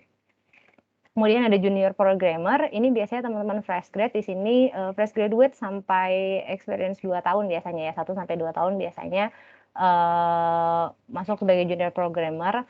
Tapi kalau di Ekomindo tadi saya bilang di awal semuanya based on kompetensi teman-teman. Jadi kita tidak saklek, oke dia fresh grad dan harus jadi junior programmer. Itu nggak harus kayak gitu. Memang biasanya begitu yang common-nya, tapi kalau misalnya selama rekrutmen, kita lihat potensi, oh sepertinya dia bisa nih, secara kompetensi teknisnya sudah tidak di junior level gitu, dia sudah di atas itu gitu, untuk associate level misalnya gitu, itu bisa. Jadi semua benar-benar tergantung, kompetensi teman-teman, kita akan, fair sama itu gitu, kita appreciate apa yang emang, bisa teman-teman tunjukkan gitu. Jadi bisa aja nih dia fresh graduate, tapi masuk tidak sebagai junior programmer, langsung jadi associate programmer gitu, itu mungkin terjadi gitu. Nah, yang untuk junior juga bahasa pemrogramannya biasanya masih general semuanya karena, ya nanti sambil di dalam sambil dilihat lagi lebih, mau fokus ke mana atau preferensinya ke mana gitu nanti kalau udah di dalam. Nah, yang senior programmer ini, front end, back end untuk Java, .NET, React.js ini contoh aja, apa namanya, spesifikasinya biasanya masuknya pakai jalur itu, biasanya sebagai, senior, developer Java misalnya gitu ya, programmer Java gitu, biasanya seperti itu atau .NET, tapi sebenarnya begitu sudah di dalam sih, akan ini juga sih, akan mungkin expertise-nya dia itu, tapi akan ketemu juga sama bahasa-bahasa yang lain, jadi nggak masalah kalau misalnya teman-teman, misalnya memang expertise-nya di Java, .NET, React, atau misalnya Go gitu, atau apapun gitu, nggak masalah kita terbuka. Selain programmer, tetap juga ada open untuk junior sistem analis dan sistem analisnya. Lebih seperti itu. Kalau mau diskusi lebih lanjut, nanya-nanya mengenai posisi di Ekomindo, boleh WhatsApp di sini atau email ke sini. Kalau mau lihat detail ininya juga, apa namanya, requirement-nya ada di portal Ekomindo atau bisa lewat Mari Belajar juga. Kalau mau ke sini ini on selalu sih, jadi bisa santai aja tanya-tanya. Oke, ini mengenai ini kantornya Ekomindo, teman-teman. Kalau misalnya teman-teman ada kesempatan ke kantor, kurang lebih seperti ini galeri kantornya. Kita ada di Grand Rubina di kawasan Epicentrum, Kuningan. Ya, kalau mau lihat lebih lanjut, ada webnya Ekomindo, silakan ekomindo.com. Oke, teman-teman, kurang lebih seperti itu dari Ekomindo. Kalau ada yang mau ditanyakan, silakan. Terima kasih. Ya, terima kasih banyak Ibu Nurul Mardi atas perkenalannya, luar biasa ya kulturnya, keren sekali teman-teman gitu ya, sangat mendukung kita untuk terus berkembang nih teman-teman. Nah, nah kini saatnya teman-teman nanti setelah sesi ini langsung kepoin website karir.maribelajar.org ataupun juga bisa langsung ke websitenya Ekomindo gitu ya untuk daftar. Jadi tadi seperti yang di-mention bahwa nanti bisa mendaftar melalui website Ekomindo langsung ataupun bisa melalui Mari Belajar gitu. Nah, kalau terkait nanti di websitenya, nanti saya akan share di akhir gitu ya. Oke, nah silakan teman-teman apabila ada pertanyaan, langsung nih berinteraksi dengan HR Manager dari Ekomindo gitu, kita bisa gali lebih dalam gitu ya. Sangat mendukung sekali kita untuk terus berkembang. Saya suka sekali sih mendengarkan tadi paparannya di mana tidak ada senioritas di situ bisa dibilang. Kalau misalkan kita memang mampu, maka kita bisa akan grow lebih cepat juga gitu. Kalau misalkan mungkin kita hanya pengen stuck aja di situ, ya udah di situ aja. Tapi kayaknya memang lebih asik ketika kita selalu grow dan grow gitu ya Bu ya. Betul. Oke, silahkan teman-teman apabila ada pertanyaan bisa disampaikan di kolom percakapan ataupun bisa raise hand. Nah, ini sudah ada pertanyaan di kolom percakapan nih Bu dari Mas Muhammad Fahmi Rashid gitu. Nah, yang bersangkutan istilahnya sudah memiliki experience misalnya sebagai junior programmer dan kemudian dulunya SMK dan saat ini sedang lanjut kuliah gitu. Nah, kira-kira nih misalkan mau apply di Ekomindo nih gitu. Nanti jenjang karir awalnya apakah nanti yang bersangkutan harus melalui internship terlebih dahulu ataukah bisa langsung apply di yang role profesional begitu ataupun yang mungkin sudah levelnya sudah tidak internship lagi begitu. Silakan Ibu. Oke, terima kasih Mbak Ning. Oke, Mas Fahmi ya di sini ya. Di Ekomindo terbuka teman-teman, jadi tidak harus masuk dari sisi yang mana dulu. Justru kita teman-teman bisanya seperti apa? Kalau misalnya memang apply sebagai karyawan gitu, sebagai junior programmer itu boleh. Jadi kalau tadi disebutkan sama Pak Erik itu Ekomindo termasuk yang tidak harus punya misalnya pendidikan tertentu yang harus S1 atau harus S2 untuk level ini, tidak seperti itu. Jadi semua based on kompetensi. Kalau misalnya memang teman-teman bisa menunjukkan kompeten untuk di role itu, kita terbuka gitu. Untuk harus intern dulu atau mau langsung jadi karyawan tergantung kesanggupannya teman-teman. Kalau misalnya teman-teman sambil kuliah merasa bisa manage waktu sambil kerja full time, silakan. Kita nggak masalah, kita happy. Tapi kalau misalnya ternyata masih susah nih aturnya sama jadwal kuliah, intern dulu deh sambil coba tambah pengalaman lagi, itu boleh juga gitu. Jadi kita bisa sesuaikan sih sama kebutuhan teman-teman seperti apa. Tapi kalau dari Ekomindo sendiri, kita terbuka kalau misalnya pun belum lulus gitu ya S1-nya, mau langsung apply jadi junior itu boleh. Ada kok beberapa yang sambil kuliah juga. Biasanya udah lulus S1 pun sambil ada yang kuliah S2 juga misalnya, jadi ada sambil izin-izinnya itu juga boleh. Yang penting semuanya dikomunikasikan. Dan kalau untuk rekrutmen tentu aja yang penting semuanya lulus tes rekrutmennya gitu. Jadi memang secara kompetensi teknis dan non teknisnya memang sesuai sama standar Ekomindo. Kurang lebih seperti itu sih. Ya, terima kasih Ibu Nurul atas jawabannya. Jadi terjawab ya teman-teman. Jadi memang sangat terbuka sekali dan tidak istilahnya title itu tidak penting. Yang penting adalah skill kalian. Ketika memang kalian bisa nunjukin itu, maka Ekomindo akan dengan sangat terbuka gitu ya untuk bisa nanti menerima kalian dan bisa berkolaborasi bersama begitu ya Ibu ya. Bisa memberikan solusi terbaiknya bagi customer-customernya begitu. Nah, silakan teman-teman apabila ada pertanyaan kembali sebelum kita lanjutkan ke sesi selanjutnya. Kalau dari saran saya mungkin bisa dimanfaatkan sesi ini dengan sebaik-baiknya gitu ya, untuk bisa menggali banyak informasi sehingga nanti ketika mungkin nanti interview lagi gitu dengan Ibu Nurul barangkali nanti ya ketemu bisa lagi nanti sama saya. Iya, jadi bisa sudah lebih deep begitu kenalannya. Jadi mungkin bisa peluang diterimanya bisa lebih tinggi begitu ya Bu ya.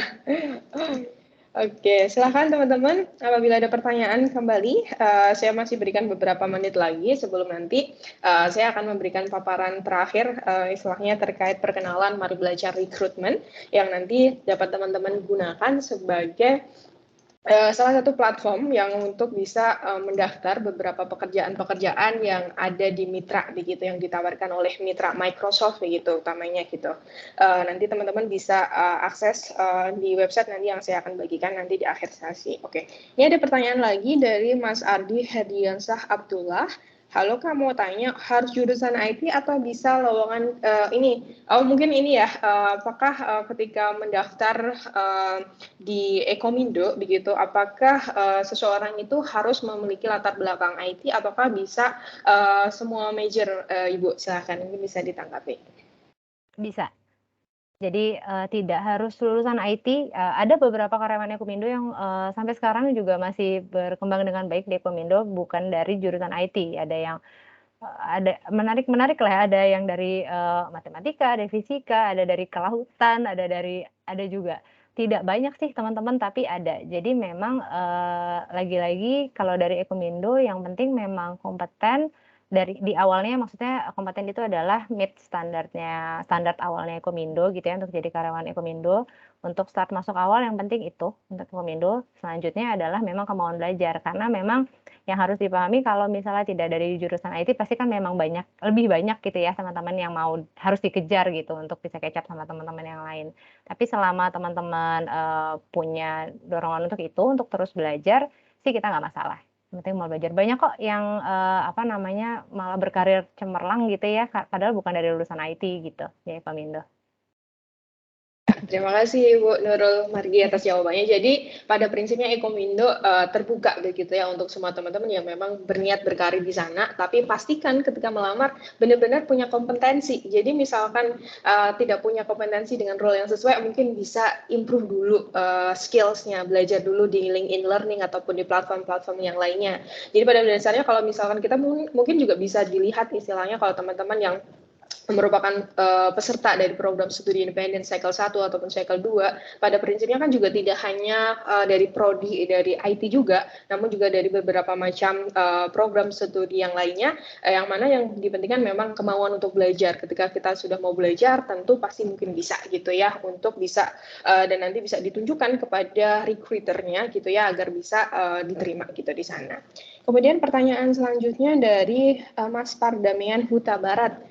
Nah, ini pertanyaannya, jika seseorang ingin switch karir ke bidang IT tapi usianya sudah 30, bagaimana kira-kira nih cara untuk menarik minat HRD atau perusahaannya, mungkin dari sudut pandang Ibu Nurul selaku HR Manager, seperti apa? Silakan Ibu. Oke. Yang pertama, kalau di Ekomindo ini ya, untuk switch karir nggak masalah teman-teman, nggak maksudnya kalau misalnya nggak harus dari awal emang harus berkarir di IT nih baru bisa bekerja di Ekomindo, nggak kayak gitu. Jadi kita open, tapi gimana caranya menarik gitu ya minat HRD sama perusahaan. Mungkin teman-teman bisa ini ya, tips dari aku, kan pasti yang dilihat pertama kali sama HR itu adalah CV-nya teman-teman. Mungkin bisa itu dulu nih yang dipercantik, misalnya di situ ada keterangan kalau teman-teman ikut komunitas-komunitas apa, atau misalnya aktif di bikin apa gitu, project individunya misalnya, atau sertifikasi tertentu gitu. Jadi memang kelihatan nih dari CV-nya, oh orang ini memang benar-benar berminat untuk switch ke area IT gitu, biasanya gitu. Biasanya kita akan tetap proses, tapi memang ada begitunya dulu tuh. Ada hal yang oke, dia memang minat kok, dia serius nih pengen pindah gitu. Biasanya ikut-ikut sertifikasi, ikut-ikut training, join komunitas, atau bikin project mandiri, atau apapun sih yang kayak gitu. Jadi memang tetap biasanya harus terlihat di CV-nya sih teman-teman, karena kalau enggak kan kita juga bingung ya, ini kok pengalamannya ini tapi mau apply ini gitu, kurang lebih. Ya, terima kasih Bu Nurul. Jadi prinsipnya tunjukkan portfolio teman-teman, biar nanti meskipun sebelumnya karirnya nggak di bidang itu, tapi setidaknya ada bukti nyata memang teman-teman punya expertise di situ gitu ya. Dan minatnya ke situ. Oh ya, benar sekali. Oke, nah silakan untuk pertanyaan selanjutnya ada dari Mbak Anissa Eva. Izin bertanya terkait kuota internship tadi di Ekomindo, kira-kira itu berapa ya Ibu ya? Gitu. Oke, kuota internship ya. Belum ada angka pastinya sih Mbak Anissa, tapi, masih terbuka cukup banyak kok, karena tadi kan saya bilang, teman-teman bisa akan tergabung di project ataupun di produk. Jadi, nggak terbatas kayak misalnya cuman ada 2 posisi nih, enggak sih, bisa bisa jadi banyak juga. Tapi belum ada angka pastinya yang bisa saya share nih Mbak Nisa. Maaf sekali. Oke, terima kasih Ibu. Jadi mungkin mungkin bisa kita simpulkan juga, mungkin cukup banyak juga. Nah, teman-teman mungkin bisa nanti daftar aja setelah sesi ini gitu. Kemudian pertanyaan selanjutnya ada dari Mbak Khairunisa Fajrianti. Pertanyaannya adalah untuk posisi junior sistem analis, apakah membutuhkan portfolio saat melamar pekerjaannya? Karena sebelumnya misalkan Mbak Khairunisa ini memiliki keminatan tersebut, namun belum memiliki experience dalam hal tersebut. Kira-kira seperti apa begitu istilahnya agar bisa diterima sebagai junior sistem analis begitu Ibu, silakan. Portfolionya lebih seperti yang tadi saya bilang ya, misalnya memang sudah belajar dulu nih, jadi memang udah ada basicnya, jadi tahu gitu. Itu paling itu aja sih yang perlu dimunculin.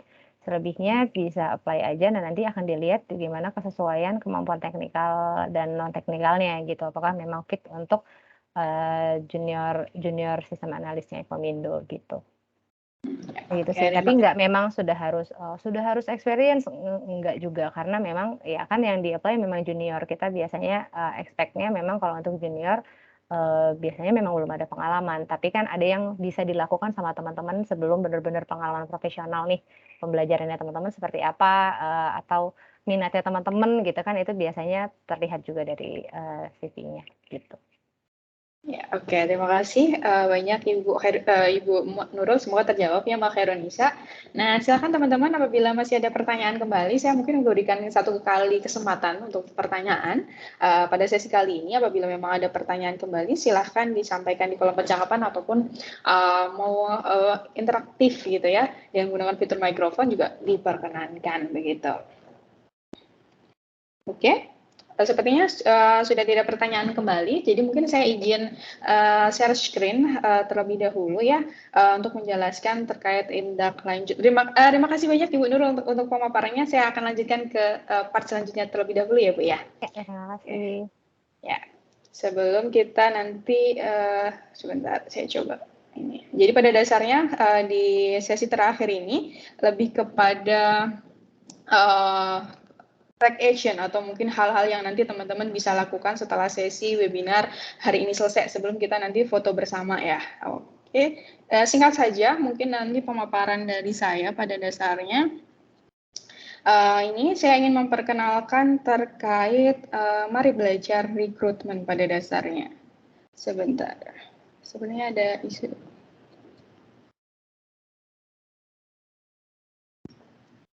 Oke. Ya, teman-teman, di sesi ini saya ingin memperkenalkan terkait mari belajar rekrutmen yang nanti teman-teman bisa akses setelah sesi ini ataupun saat ini juga bisa diakses.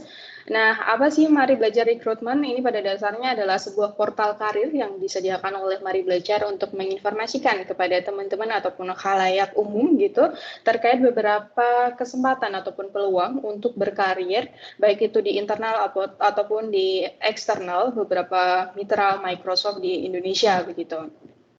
Nah, untuk bisa mendaftar di sini pada dasarnya teman-teman pastikan untuk bisa memiliki email. Kalau email pasti sepertinya memang sudah memiliki semuanya. Kemudian akun LinkedIn. Nah, pastikan teman-teman sudah memiliki akun LinkedIn. Jika memang belum, nanti pastikan untuk membuatnya terlebih dahulu karena di sana nanti akan ada beberapa bilah yang harus diisikan terkait LinkedIn. Kemudian siapkan KTP karena memang ada unsur KTP yang harus diminta di dalam platform tersebut dan lengkapi profilnya.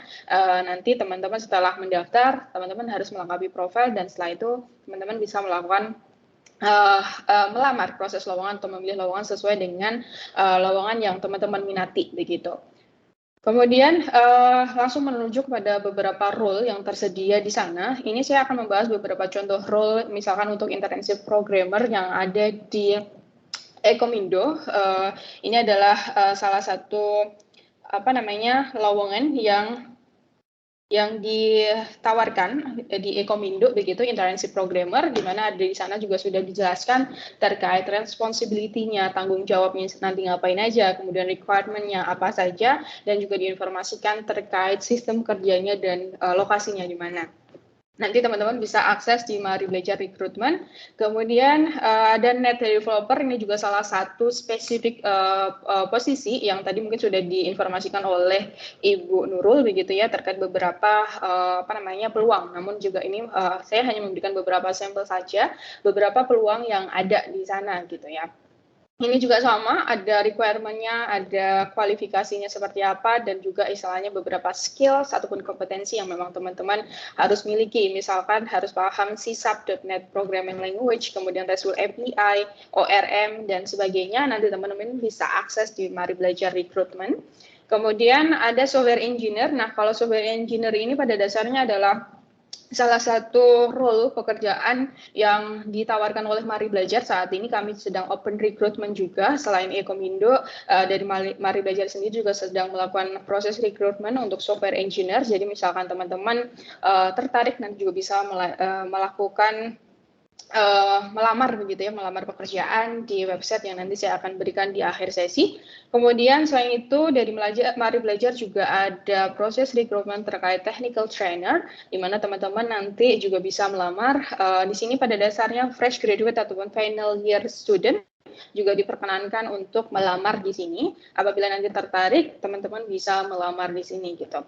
Nah, registernya di mana teman-teman bisa akses di karir.maribelajar.org. Nanti teman-teman bisa akan menemukan beberapa macam lowongan pekerjaan ataupun job vacancy yang ada di sana. Dan nanti teman-teman bisa memilih kira-kira yang sesuai dengan minat teman-teman yang mana, nanti silakan di-apply saja gitu. Jadi ada beberapa mitra dari Microsoft begitu yang beberapa role pekerjaannya sudah kami sematkan di sana, termasuk Ekomindo dan beberapa mitra yang lainnya. Nanti silakan teman-teman bisa pilih sesuai dengan yang diminati begitu. Begitu saja untuk sesi informasi terkait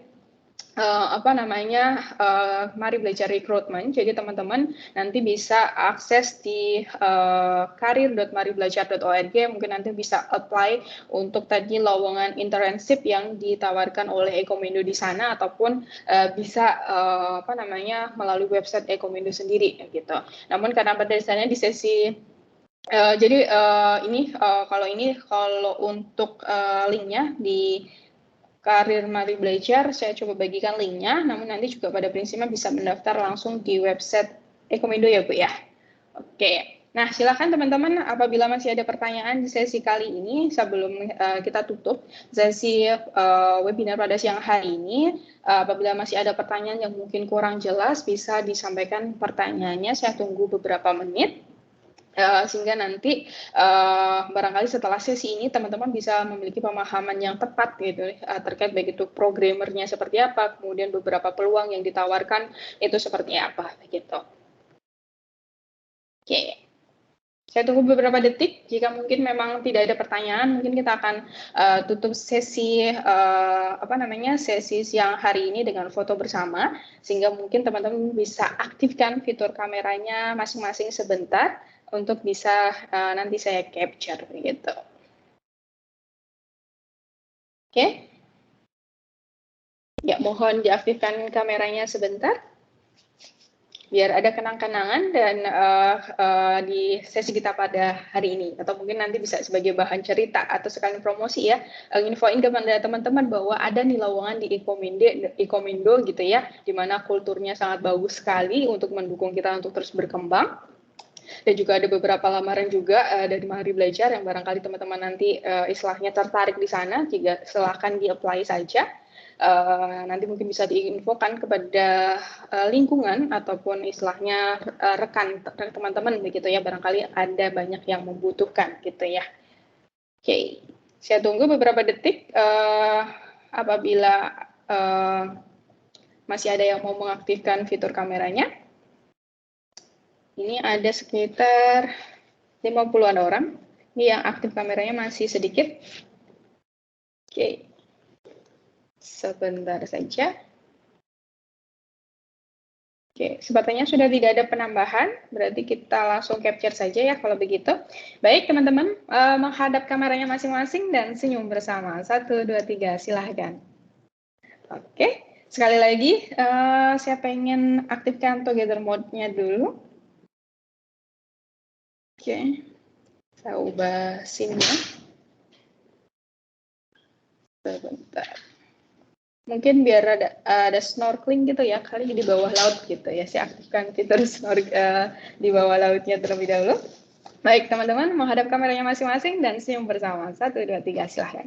Oke, baik teman-teman, terima kasih telah mengikuti seluruh rangkaian webinar kita pada siang hari ini. Dari pukul 11 hingga saat ini pukul 12.44, kurang lebih 2 jam kita bersama. Semoga apa yang kami sampaikan dapat bermanfaat bagi teman-teman. Dan setelah sesi ini, teman-teman bisa langsung take action untuk melamar beberapa role yang tadi telah diinformasikan. Saya dan seluruh Kemudian ini ada informasi juga tambahan sebelum saya tutup juga, ada informasi bahwa nanti di hari Jumat akan ada webinar kembali, jadi jangan lupa untuk mendaftar dan setting kalendernya, nanti akan bertemu dengan beberapa mitra yang lainnya, jadi pastikan untuk hadir dan luangkan waktunya. Oke, karena seluruh rangkaian materi pada hari ini telah disampaikan, kami seluruh tim yang bertugas pada hari ini dan seluruh pembicara mengucapkan terima kasih atas atensinya. Kurang lebihnya kami mohon maaf, sampai jumpa pada webinar-webinar selanjutnya. Terima kasih banyak Ibu Nurul, terima kasih banyak teman-teman semuanya. Selamat siang. Ya, oke.